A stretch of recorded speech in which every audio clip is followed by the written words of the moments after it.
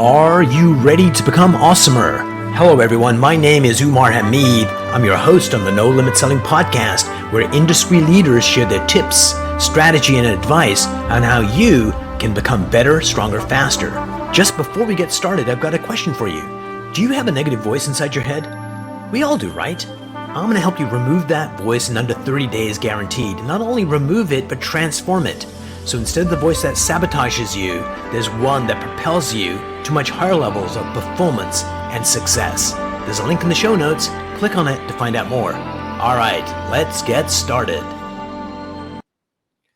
Hello, everyone. Today we have John Papaloni with us. He's a realtor who's gone bust and came back, and that is one hell of a trick. And, you often hear about that. Once you've reached a certain level, even if you fail, you can come back really quickly. And it's very theoretical. But today we're going to dig deep to figure out how we really make that happen. John, welcome to the program. Thanks for having me. Looking forward to this.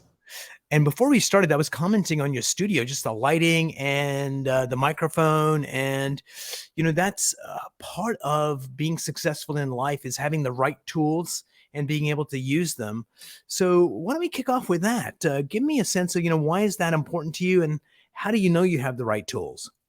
Well, I think what's more important than just the tools is the consistency of using it. But with the assumption of the fact that you're going to be consistent, then you have to have the right tools. Now, this is the way I look at it. If you don't have the right mic, people don't hear you. And if they don't see you, then you're pretty much like, it's okay to be an audio podcast as an example. Mm-hmm. But if you're doing video, you don't have to be the best, but you got to be somewhat clear. But like in terms of visual, but the mic is the most important tool we have, because people will put up with a blurry image if they can understand what you're saying, but they will not put up with a clear image if they don't know what you're saying. So obviously audio is first, but then if it's more pleasing to the eye, it's more attractive. And as it's more attractive, people want to see what's going on. Excellent. So John, do a little introduction. You're a realtor. Tell us who you are and how you, what's a nice boy like you doing on a podcast like this? All right, sounds good. I'm a serial entrepreneur. I've like as you said, I've been from rags to riches, kind of one of those stories, and back to rags and back to riches, and all over the place. I'm dual licensed in terms of I'm a realtor as well as a mortgage agent. Wow. So the mortgage agent is 2023. That's kind of new. But with that being said, so I'm a very entrepreneurial like. As you can tell from the title at the bottom of the screen here, it says Papaloni Capital.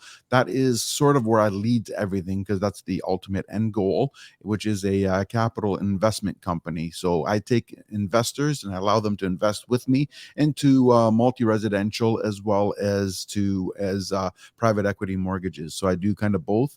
And then, so I use my realtor license as well as my mortgage license, and I use that to help clients, of course, and build a business that way. But I also use that to have investors who have maximized their own potential investments, but are still wanting to put more money into real estate and don't know how to expand. I offer that solution. Excellent.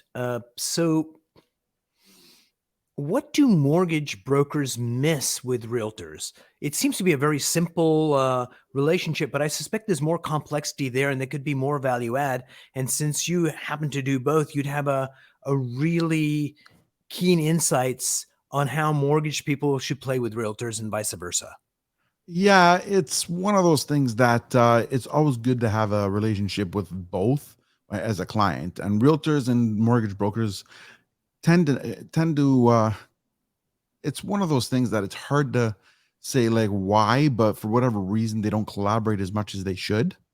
And one of the benefits is that if you have both in each other's corner, you kind of funnel people to each other and help each other in terms of clients, and you get to be involved in the whole process. Where you have separate people, what ends up happening is you always have questions. You ask the client, "Oh, have you gotten your mortgage approval yet?"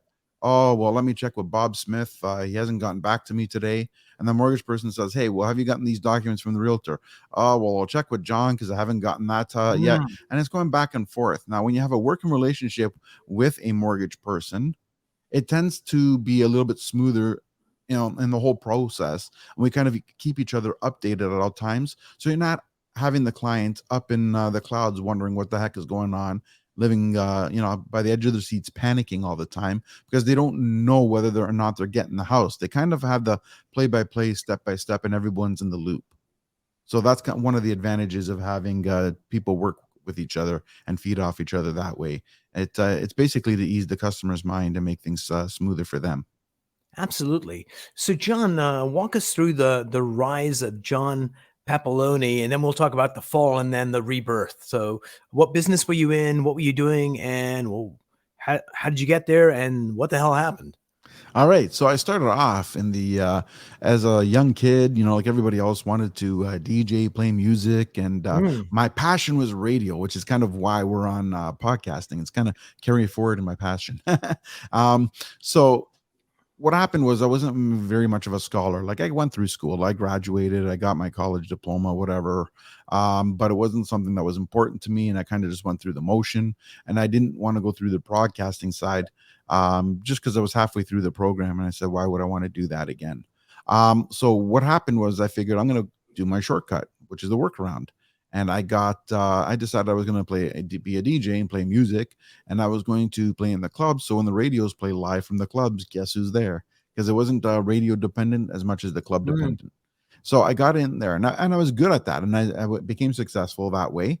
I ended up getting on. I was on the radio station 4 days a week, which is exactly what I wanted.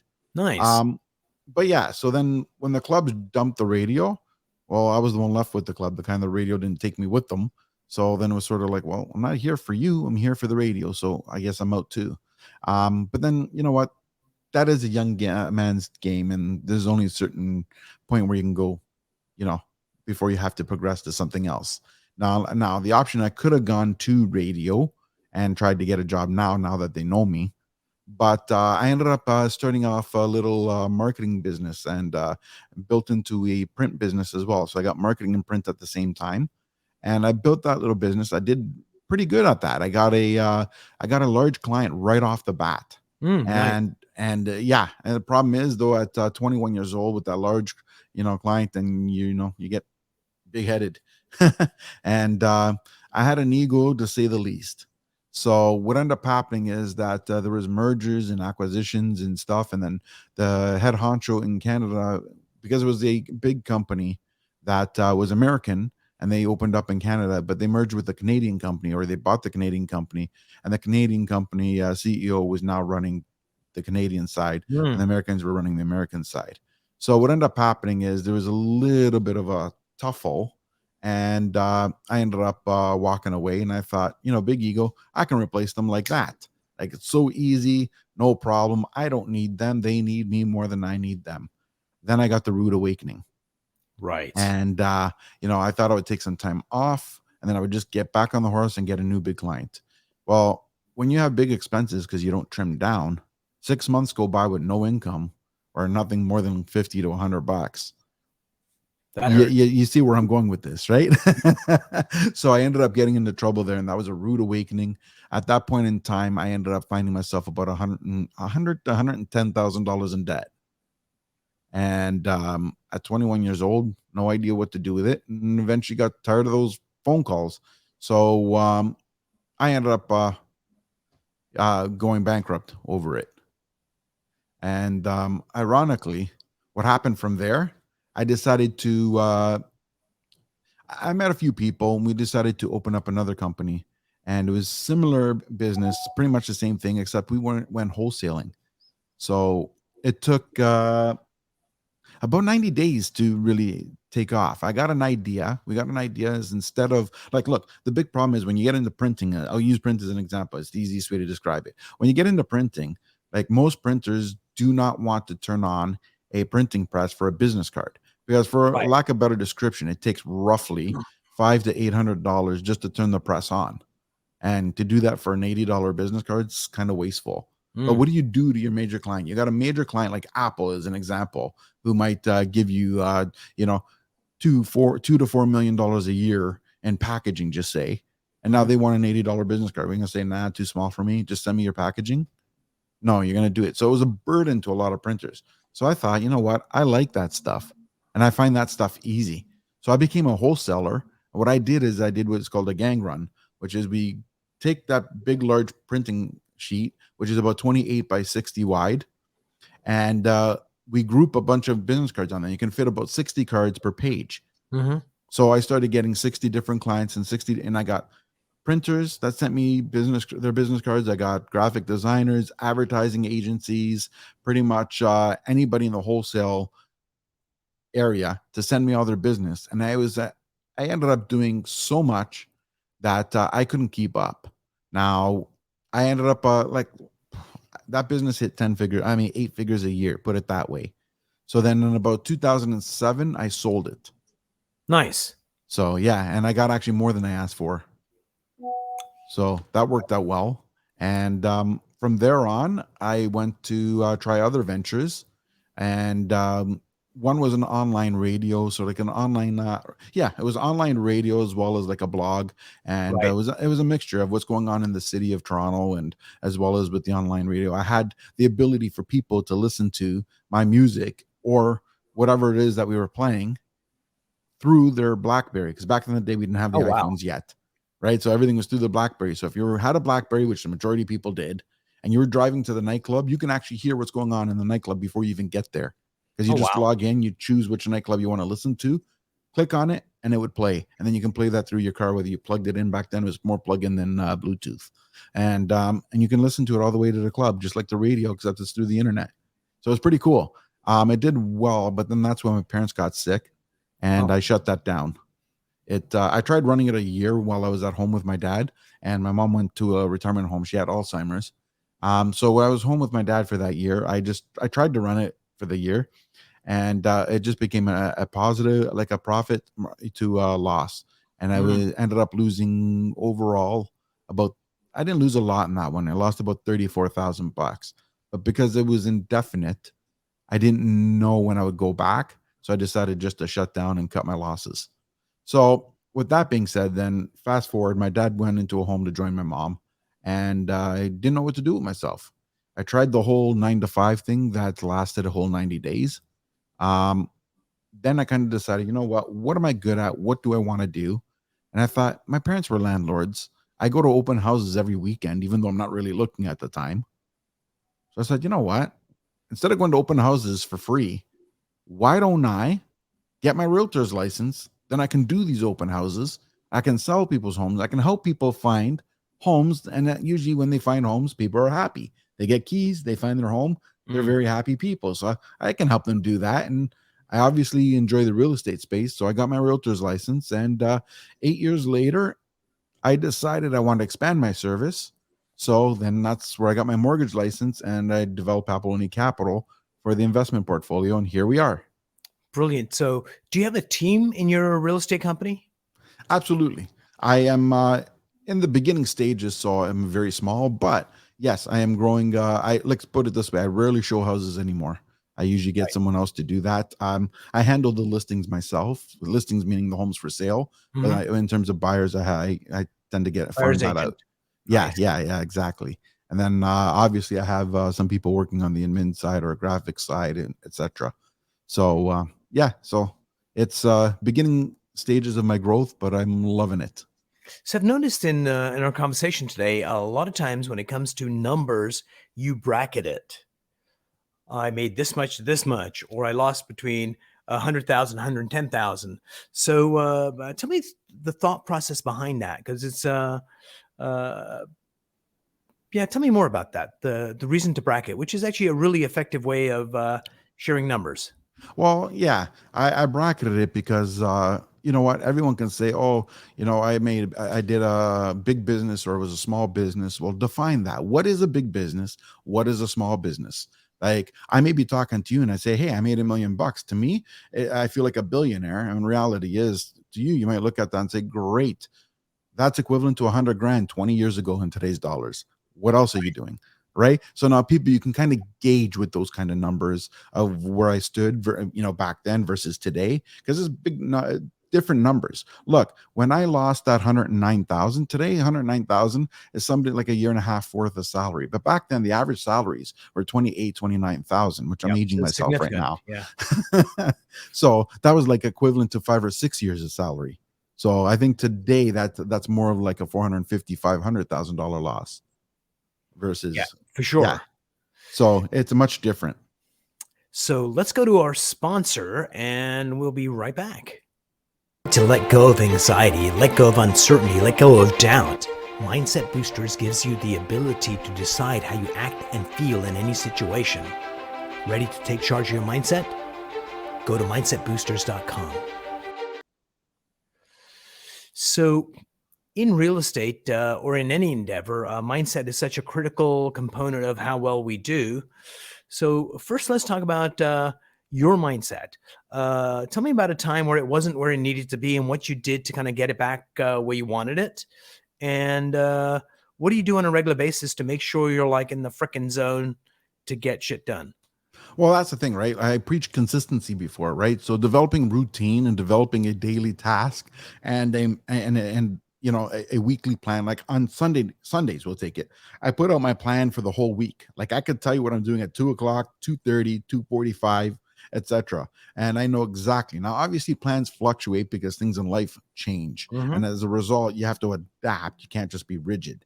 But having that game plan first is a great way to start, because then if you don't know where you're going, how do you get there? Right? That's the thing. Now, one of the things that helped me back is myself. My whole mindset is that I have trouble letting go. That was one of my restrictions, even when I had the 8-figure business. It was a very big restriction. I got capped there, not because the industry was capped, it's because I had trouble letting go.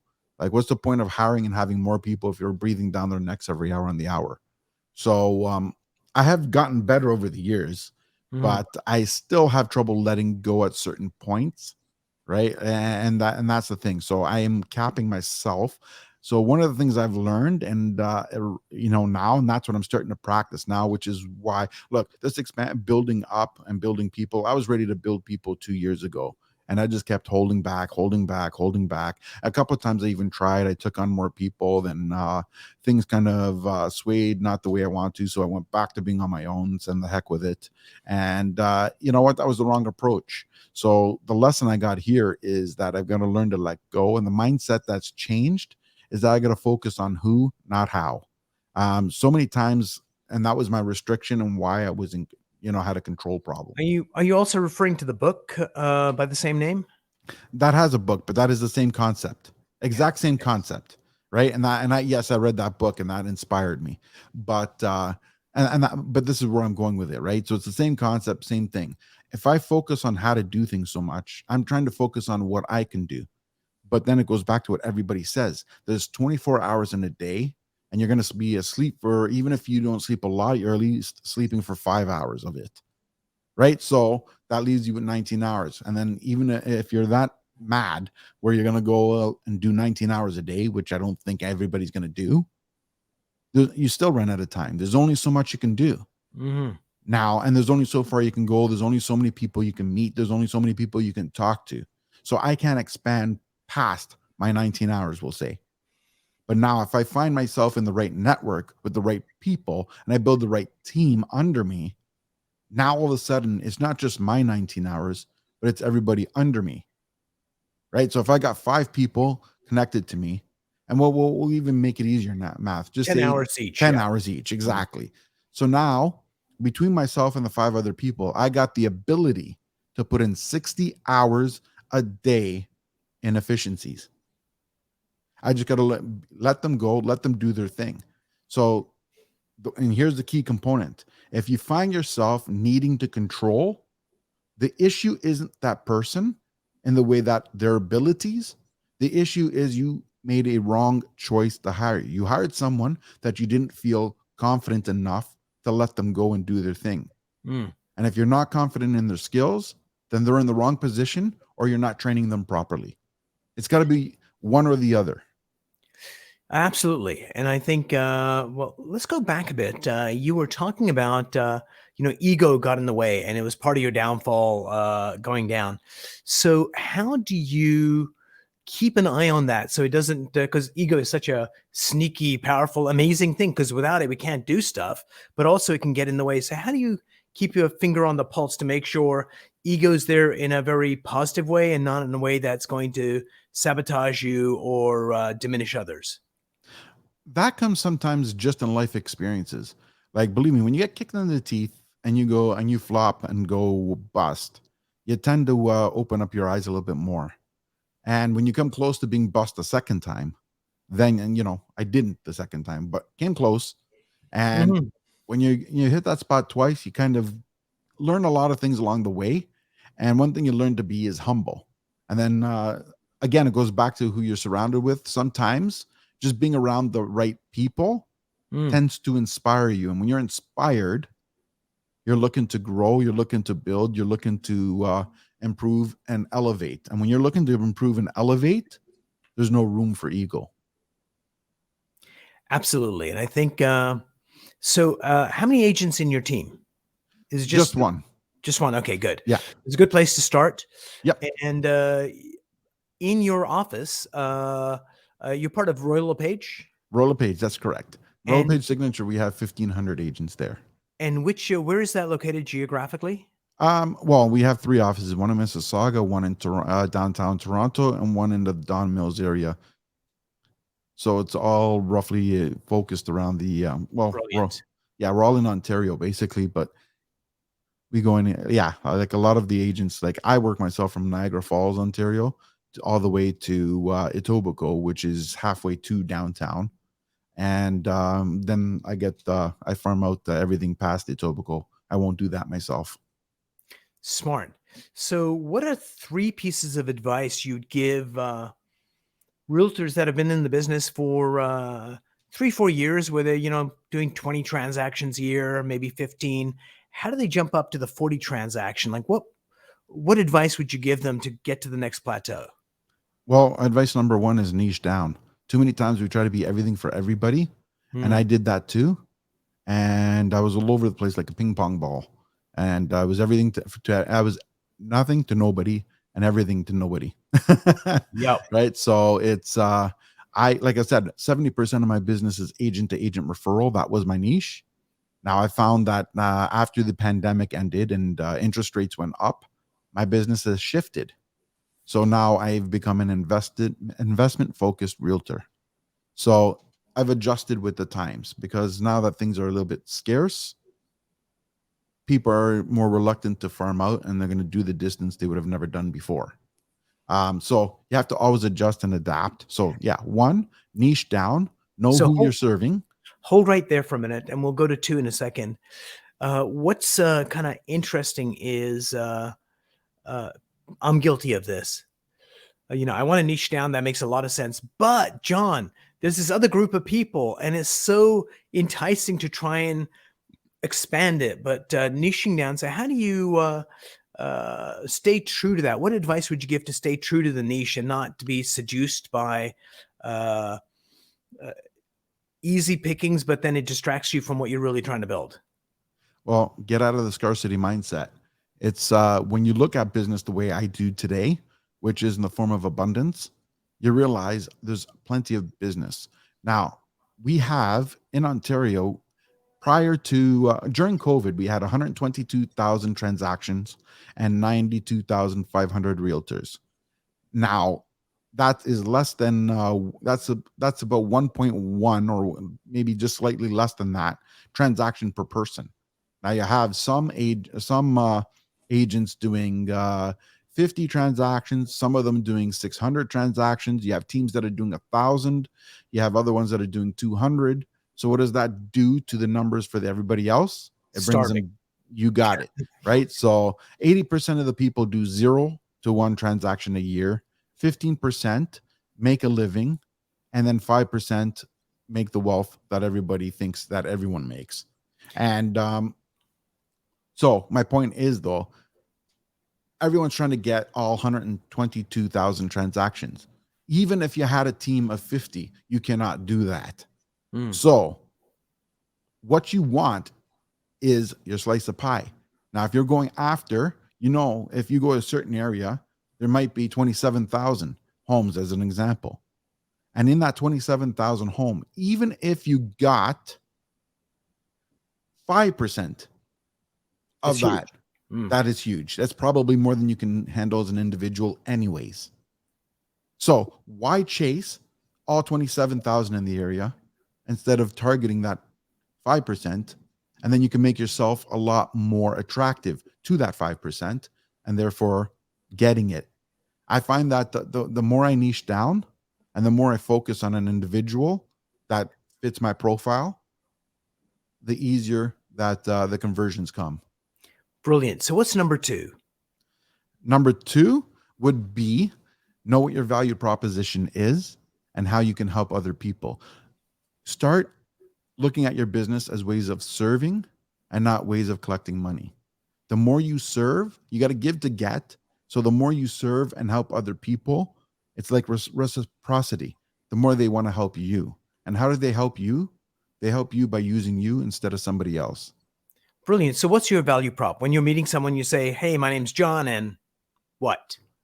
My value proposition is that I'm a one-stop shop between mortgages and real estate, and I focus on investors and I help you build wealth.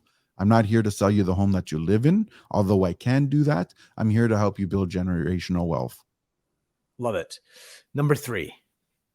Number three would be to make sure that what would three be?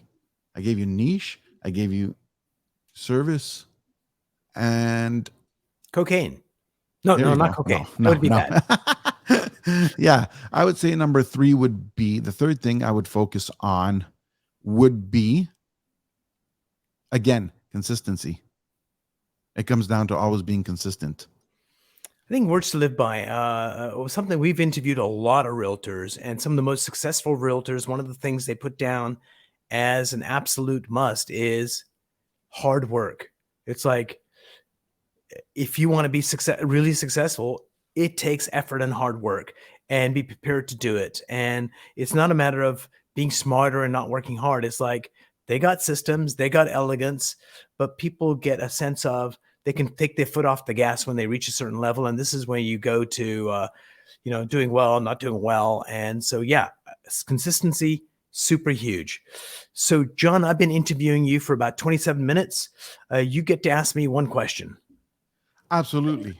What was that moment for you that you realized you were in the right space in life and you were heading it, where you were heading towards your goal and you had that aha moment where you're like, I'm here. This is it. I'm glad I'm here. It took me a while, but I made it.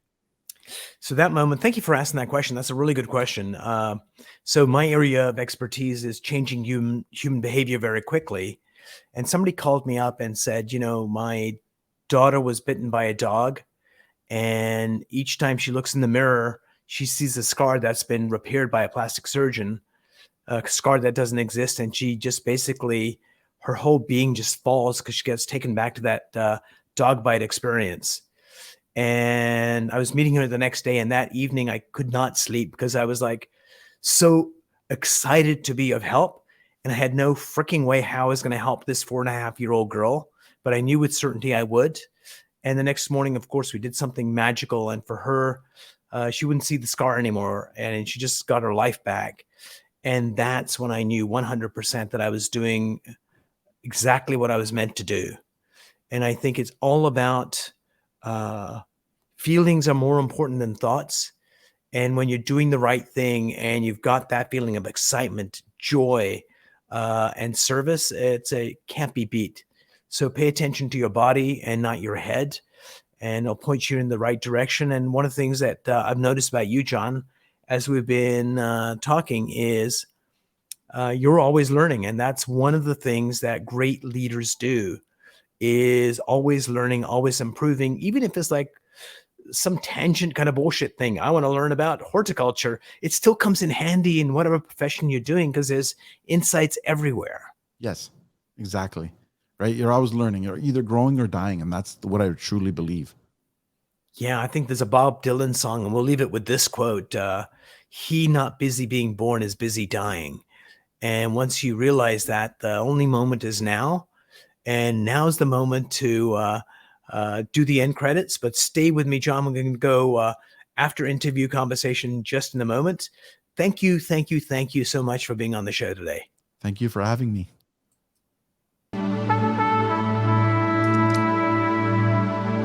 If you enjoyed this episode, please go to iTunes and leave a 5-star rating. And if you're looking for more tools, go to my website at nolimitselling.com. I've got a free mind training course there that's going to teach you some insights from the world of neuro-linguistic programming, and that is the fastest way to get better results.